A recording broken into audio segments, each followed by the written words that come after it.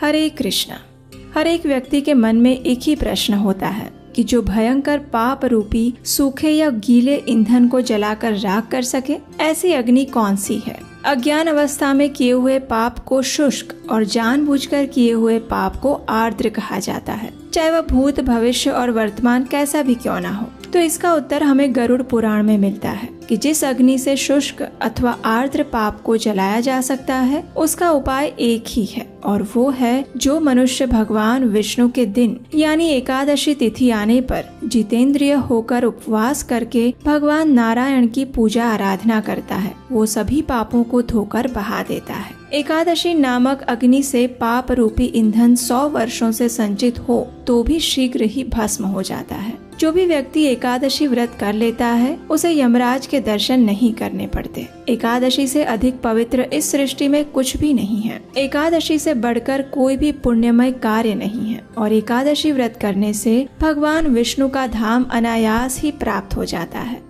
इस दिन उपवास पूर्वक रात में जागरण करने से व्यक्ति सभी पापों से मुक्त होकर भगवान के परम धाम में स्थान प्राप्त कर सकता है। एकादशी व्रत करने वाला व्यक्ति मातृकुल, पितृकुल तथा पत्नी कुल की 10-10 पीढ़ियों का उद्धार कर देता है। एकादशी चिंतामणि अथवा निधि के समान है, जिसका पालन करने से हमारे जीवन में आध्यात्मिक प्रकाश का उद्भव होता है। तो ऐसे ही पाप नाशिनी परम पावनी एकादशी, जो कि श्रावण मास के शुक्ल पक्ष में आने वाली है, वो है पवित्रा एकादशी। इसे पवित्रारोपणी एकादशी भी कहा जाता है, जिसका पालन करने से मनुष्य के जन्मों जन्म के पाप नष्ट हो जाते हैं और वो इस संसार रूपी भव सागर को पार करके भगवान की शरण प्राप्त कर सकता है। इसे करने से जाने अनजाने में भी जो पाप हो जाते हैं, उसका भी नाश होता है। इस एकादशी को पुत्रदा एकादशी के नाम से भी जाना जाता है, क्योंकि इसका पालन करने वाले निसंतान दंपति को ये एकादशी संतान प्राप्त करने में सहायक बनती है। और इससे जुड़ी हुई एक पौराणिक कथा भी इस बात की पुष्टि करती है। इस एकादशी का पालन करने से व्यक्ति के मेरु समान पापों का नाश हो जाता है, और जो व्यक्ति भगवान श्री कृष्ण की भक्ति में अग्रसर होना चाहता है, उसे भी इस एकादशी का पालन अवश्य करना चाहिए। तो चलिए परम भगवान श्री हरि को प्रिय इस पवित्र एकादशी के उपलक्ष्य में उसका महिमा गान करती हुई एक पौराणिक कथा का श्रवण करते हैं। इस कथा का वर्णन आता है गरुड़ पुराण में। हम सब जानते हैं कि पक्षीराज गरुड़ भगवान श्री हरि के वाहन हैं, लेकिन क्या आप जानते हैं उन्हें इस महान सेवा और पद की प्राप्ति कैसे हुई? तो सुनिए। पक्षीराज गरुड़ के पिता है ऋषि कश्यप और उनकी माता का नाम है विनिता। एक दिन विनिता और ऋषि कश्यप की अन्य पत्नी कद्रु के बीच में शर्त लग गई कि देवताओं के घोड़े उच्च श्रवा का रंग कौन सा है। स्वाभाविक है कि उसका रंग दूध के समान श्वेत था, लेकिन कद्रु ने कपट पूर्वक विनिता से कहा कि उसकी पूंछ का रंग काला है। इसी बात पर दोनों में शर्त लग गई और ये तय किया गया कि इस बात की पुष्टि की जाएगी और जो भी हारेगा वह दूसरे का दासत्व स्वीकार करेगा। अब देखिए कद्रु ने चालाकी पूर्वक क्या किया, तो उसने अपने सभी संतानों को जो कि सर्प थे, उन्हें उस घोड़े की पूंछ पर लिपट जाने के लिए कहा, ताकि जब पुष्टि की जाए तो उसकी पूंछ सच में काले रंग की दिखाई दे। अपनी माता की आज्ञा पाते ही सभी सर्पों ने ऐसा ही किया और परिणाम स्वरूप गरुड़ की माता विनिता ये शर्त हार गई और उन्हें कद्रु की दासी बनकर रहना पड़ा।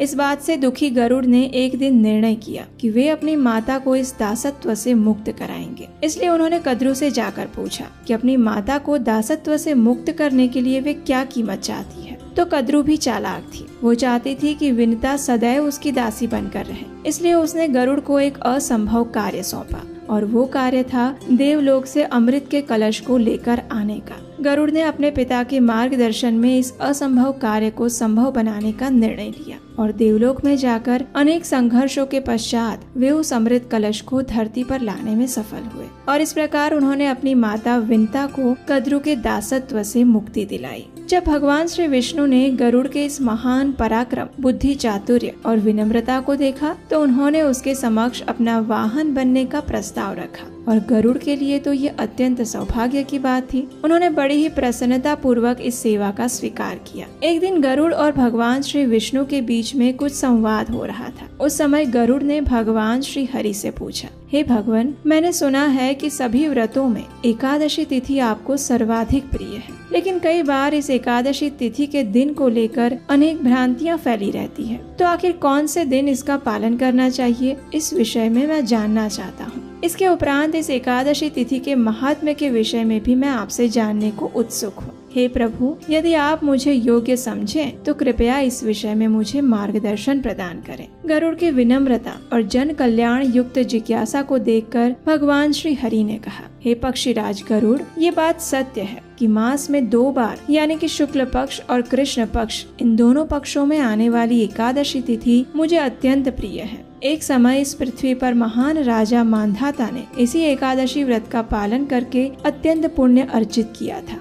और उसके परिणाम स्वरूप उन्हें इस संपूर्ण पृथ्वी का एक चक्री साम्राज्य प्राप्त हुआ था। इसलिए प्रत्येक व्यक्ति को अपने जीवन के परम लक्ष्य आध्यात्मिक जीवन में उन्नति हेतु इस एकादशी का व्रत अवश्य करना चाहिए। और रही बात एकादशी तिथि के सटीक पालन के दिन की, तो ध्यान पूर्वक सुनो। एक समय धृतराष्ट्र की पत्नी गांधारी ने दशमी विद्या एकादशी का पालन किया था और उसी के फल स्वरूप उसके सभी 100 पुत्रों का विनाश उसके जीवन काल में ही हो गया था। इसलिए किसी भी व्यक्ति को दशमी से युक्त एकादशी व्रत नहीं करना चाहिए। द्वादशी के साथ एकादशी होने पर उस एकादशी में भगवान हरि का सन्निधान रहता है। जिस मास में दशमी वेद से युक्त एकादशी होती है उसमें असुरों का सन्निधान होता है। उस स्थिति में द्वादशी तिथि को व्रत करके त्रयोदशी तिथि में पारण करना चाहिए। यदि एकादशी, द्वादशी और विशेष रूप से त्रयोदशी तिथि भी एक ही दिन आ जाती है तो इन तीनों तिथियों से मिश्रित ये तिथि व्रत करने योग्य होती है, क्योंकि वो तिथि मांगलिक और सभी पापों का विनाश करने में समर्थ होती है और पुण्य फल प्रदान करती है। किंतु दशमी से युक्त एकादशी का व्रत कभी भी नहीं करना चाहिए, क्योंकि इसके पालन से मात्र पाप कर्म ही संचित होते हैं। तो ऐसे ही परम पावन पवित्र एकादशी जो हर मनोकामना पूर्ण करने वाली है, वो श्रावण मास के शुक्ल पक्ष में आने वाली पवित्रा एकादशी है और इसीलिए इसका महत्व और भी अधिक बढ़ जाता है और उसके पालन से मिलने वाला पुण्य फल भी अनेक गुना मिलता है। इस एकादशी का पालन करते हुए व्यक्ति को अन्न या किसी भी अन्न युक्त पदार्थ का सेवन त्याग देना चाहिए। उपवास का पालन करना चाहिए। यदि आवश्यकता लगे तो फल, दूध, एकादशी प्रसाद इत्यादि ले सकते हैं। अधिक से अधिक समय हरे कृष्ण महामंत्र का जप करना चाहिए। श्रीमद् भागवतम या भगवत गीता जैसे ग्रंथों का अध्ययन करना चाहिए। व्यर्थ की बातों और कार्यों से दूर रहना चाहिए और अपने मन तथा चेतना को परम भगवान श्री कृष्ण के ऊपर ही केंद्रित रखना चाहिए। इस प्रकार संपूर्ण दिन कृष्ण चेतना में स्थिर रहने के बाद अगले दिन निर्धारित समय पर शास्त्रोक्त विधि से इस व्रत का पारण करना चाहिए। और इसकी शास्त्रोक्त पारण विधि क्या है, ये जानने के लिए आपके अपने चैनल को सब्सक्राइब कर लीजिए और नोटिफिकेशन ऑन कर लीजिए, क्योंकि यहीं पर हम कल इसकी संपूर्ण पारण विधि वाला वीडियो भी लेकर आएंगे। और हाँ, एक सबसे महत्वपूर्ण बात,